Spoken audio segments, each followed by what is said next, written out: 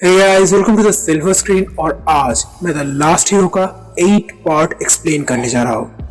तो पिछले वीडियो में आप सभी लोगों ने देखा था कि उन सभी गुंडों से डील करने के बाद जब हमारे हाव भैया ने थोड़ी सी चैन की सांस ली ही थी, तभी अचानक घर की दीवार तोड़ के एक बहुत बड़ा ज़ॉम्बी आ जाता है, जिसे देखकर ही सभी की हालत खस्ता हो जाती है। लेकिन हमारे हाव भैया भी अपनी फुर्ती दिखा दे और किसी बंदर की तरह उछलकर शाइजिंग को वहां से हटा लेते हैं और वो बड़ा सा ज़ॉम्बी एक दीवार पे जाकर अपना सिर मार देता है। बेचारा पता नहीं किस जन्मों का सजा अपने आप को दे रहा है। So back to the topic. जिसके बाद हाव शाइजिंग को उस आदमी के सुरक्षा के भरोसे छोड़ उस ज़ॉम्बी से अकेले लड़ने के लिए जाने लगता है। लेकिन अचानक से ही शाइजिंग उसे रोक लेती है। हाव भी समझ जाती है कि शाइजिंग उससे क्या कहना चाहती है, लेकिन हाँ उसे विश्वास दिलाता कि वो उससे लड़ सकता है। वह दूसरी तरफ वो बड़ा सा ज़ॉम्बी भी दीवार से निकल चुका है। इसके बाद हमारे हाव भैया अपने टाइटेनियम अलॉय प्लेट से उस पर वार करते हैं, लेकिन अगले ही पल उनके तोते उड़ जाते हैं, क्योंकि उनका वो ब्लेड उसे खरोच पहुंचाना तो दूर बल्कि एक फेविकॉल की तरह उससे चिपक जाता है। जिसके अगले पल वो ज़ॉम्बी उस ब्लेड को किसी बिस्किट की तरह तोड़ देता है। ये देखकर आखिरकार हमारे हाव भैया के माथे पर शिकन आ ही जाती है। इसके बाद उन्होंने भाले इस्तेमाल कर लिए, कुल्हाड़े इस्तेमाल कर लिए, लेकिन फिर भी वो उसके बड़े से शरीर को घायल करना तो दूर उसके चांद जैसे चमकते टकले पर एक निशान तक नहीं छोड़ पाया। बहुत कोशिश करने के बाद आखिरकार हमारे हाव भैया उसे एक बार हिट करके गिरा ही देते हैं। लेकिन अगले ही पल वो बड़ा सा ज़ॉम्बी उठता है और किसी गोरिल्ला की तरह अपने दोनों हाथ जमीन पर पटक कर जोर जोर से गर गर करके आवाज करने लगता है, जिसे सुनकर बाहर मौजूद ज़ॉम्बीज़ घर के अंदर ऐसे झांकने लगती है मानो घर के अंदर कुछ इंटरेस्टिंग सा चल रहा हो। वह दूसरी तरफ उन ज़ॉम्बीज़ को अपनी तरफ ऐसे घूरते हुए देख और घर के अंदर आते हुए देख शाइजिंग और उस आदमी की हालत खस्ता हो जाती है। लेकिन अगले ही पल हाव उस आदमी को एक क्रॉसबो पकड़ा देता है। क्रॉसबो हाथ में आते ही मानो उस आदमी को एक नई जिंदगी मिल गई हो। फ्रेंड्स, इस आदमी का नाम हमें अभी तक नहीं पता चला है, इसलिए हम अभी के लिए इस आदमी को डूड कहकर पुकारेंगे। So back to the topic. जिसके अगले ही पल हाव नोटिस करता है वो बड़ा सा ज़ॉम्बी अपने भारी भरकम हथौड़े जैसे हाथ से उसे मुक्का मारने ही वाला है। हाव इस मुक्के को रोकने की बहुत कोशिश करता है, लेकिन उससे नहीं होता और वो किसी कटी पतंग की तरह उड़ता हुआ एक दीवार में आकर घुस जाता है। ये देखकर शाइजिंग और डूड दोनों परेशान हो जाते हैं। लेकिन हमारे हाव भैया भी कहाँ किसी से कम थोड़ी ना थे। वो भी किसी हॉलीवुड हीरो की तरह उस दीवार से चलते हुए बाहर आ जाते हैं और अपना डायलॉग देते हैं, यह मेरे लिए काफी नहीं है। लेकिन वो माने इस बात का शुक्र मना रहे थे कि उनका सूट बहुत ही ज्यादा स्ट्रॉन्ग है। हाव को सही सलामत देख वो बड़ा सा ज़ॉम्बी भी अपने टकले सर पर जोर देने लगता है कि ये भाई कैसे हुआ भाई। लेकिन अगले ही पल उसे हाव की आवाज आती है जो उसे चिल्ला कर कह रहा था, बड़े भाई आपका ये शरीर क्या बस दिखाने के लिए है। उस ज़ॉम्बी भी इस बात को समझ जाता है, इसलिए वो गुस्से से फिर से हाव के ऊपर वार पे वार करने लगता है। वह दूसरी तरफ लड़ाई के बीच में उस मोटे को भी होश आ जाता है, जिसे हाव ने एक ही बार में बाउंड्री के बाहर भेज दिया था। जब वो उठता है उसकी हालत किसी धोबी के कुत्ते से कम नहीं थी। लेकिन इतना सब कुछ होने के बाद भी उस मोटे का नट अभी तक ढीला था, इसलिए अगले ही पल वो उस बड़े से ज़ॉम्बी से अकेले लड़ने के लिए चला जाता है। लेकिन अगले ही पल वो बड़ा सा ज़ॉम्बी उसे उसकी असली जगह दिखा देता है। हाव भी उसे देखकर मन ही मन सोचता है, भाई क्या ये अभी तक जिंदा था।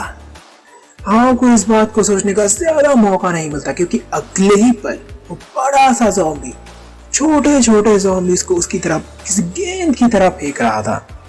लेकिन हमारे हाव भैया भी उन सभी ज़ॉम्बीज़ को अपनी कुल्हाड़ी से किसी गाजर मूल की तरह काट रहे थे।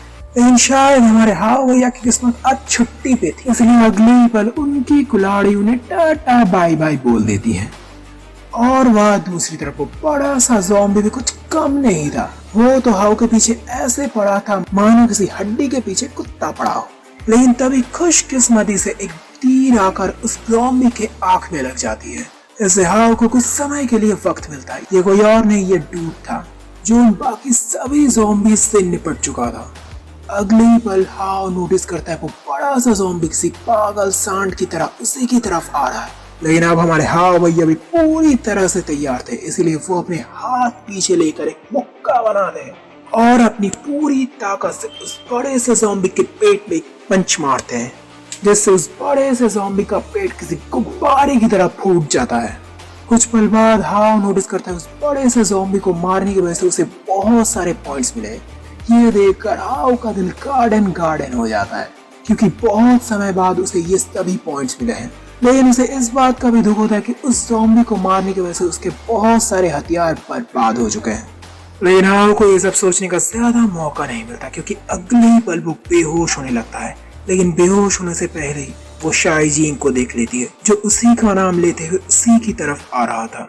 कुछ देर बाद जब हाओ की आँख खुलती तब वो और किसी की नहीं बल्कि शाइजिंग के गोदी में अपने आप को पाती है। ये देखकर तो उसकी सारी थकान पूरी तरह से दूर हो जाती है। जब वो उठता है शाइजिंग उसे बताती है जब तुम बेहोश थे तब डूड ने सभी ज़ॉम्बीज को संभाला है। हाओ भी समझ जाते कि डूड इतना भी बुरा नहीं है, और साथ ही साथ हाओ को इस बात का भी रियलाइजेशन होता है कि जब ज़ॉम्बीज म्यूटेटेड हो रही है तब उसे उसके पेरेंट्स को जितनी जल्दी हो सके उतनी जल्दी ढूंढना पड़ेगा, नहीं तो खतरा और भी ज्यादा बड़ा होने वाला है। इसलिए हाओ पहले डिसाइड करता है कि वो पहले क्विंगाई और फेंगाई दोनों को लेगा, उसके बाद ही यहाँ से निकलेगा। जिसके बाद हाओ शाइजिंग को तैयार होने के लिए कहता है और बिना ज्यादा देर के शाइजिंग के साथ ही साथ उन दोनों को भी लेकर निकल जाता है। जब वो बाहर आते तब उन्हें बहुत सारे ज़ॉम्बीज दिखाई देते हैं, जिन्हें हाओ बेझिझक किसी गाजर मूली की तरह एक ही बार में काट डालते हैं। जब वो मोटा ये सब कुछ देखता है तब उसकी पैंट ढीली हो जाती है, और साथ ही साथ उसे इस बात की भी खुशी होती है कि उसने हाओ को पहले ज्यादा गुस्सा नहीं दिलाया था। हाओ भी इस बात को नोटिस कर लेते कि वो मोटा उसी की तरफ देख रहा था, इसलिए हाओ उसकी तरफ मुस्कुराते हुए पूछता है, क्या तुम मुझसे दोबारा लड़ना चाहोगे? ये सुनकर तो उस मोटे की सिट्टी पिट्टी गुल हो जाती है। लेकिन हाओ ज्यादा वक्त नहीं गवाता और शाइजिंग के साथ ही साथ उन दोनों को लेकर एक गाड़ी में निकल जाता है। वह दूसरी तरफ कैंप में क्विंगाई और फेंगाई दोनों सभी लोगों की मदद कर रहे थे। तभी अचानक एक लड़का उनके पास आ जाता है, जो शक्ल से 1 नंबर का कमीना और काम से 2 नंबर का ठरकी लग रहा था। वो क्विंगाई को देखते हुए कहता है, क्विंगाई देखो, अगर तुम मेरे साथ आओगे तो तुम बिना किसी परेशानी के मेरे साथ कैंप भी रह सकोगी। वहाँ पर तुम्हें खाना पानी सब कुछ मिल जाएगा। क्विंगाई को इससे गुस्सा तो आता, लेकिन उसे सबसे ज्यादा गुस्सा इस बात से आ रहा था कि वो लड़का उसे जिस नजर से देख रहा था। बहुत बोलने के बाद भी जब वो लड़का वहां से नहीं जाता तब क्विंगाई उसे कहता है कि हाओ तुम्हें बिल्कुल भी नहीं छोड़ेगा, और वो गुस्से से वहां से जाने लगता है। लेकिन जब वो जा रहा था तभी क्विंगाई उसे पीछे से कहती है, अगर तुम दोबारा दिखे तो तुम्हारी टांगे तोड़ दूंगा। जब वो कमीना वहां से जा रहा था तभी वहां पर एक छोटा सा बच्चा आता है, जिसे देखकर क्विंगाई बहुत ज्यादा खुश हो जाती है और उस बच्चे को खुशी खुशी कुछ खाना और कैंडी दे देती है। ये देखकर वो बच्चा भी बहुत ज्यादा खुश होती है और वहां से जाने लगती है। जहाँ एक तरफ क्विंगाई उस बच्चे से मिलकर बहुत ज्यादा खुश था, और दूसरी तरफ वो कमीना आदमी उस बच्चे को एक मोहरे के रूप में देख रहा था। फ्रेंड, इसी के साथ इसका 8th पार्ट एंडिंग हो जाती है। मैं बहुत जल्दी इसका 9th पार्ट लेके आऊंगा। आई होप हमारी एक्सप्लेनेशन आपको पसंद आ रही है। आप मेरी एक छोटी सी मदद जरूर कर देना, इस कहानी को बस अपने एक दोस्त से शेयर जरूर कर देना।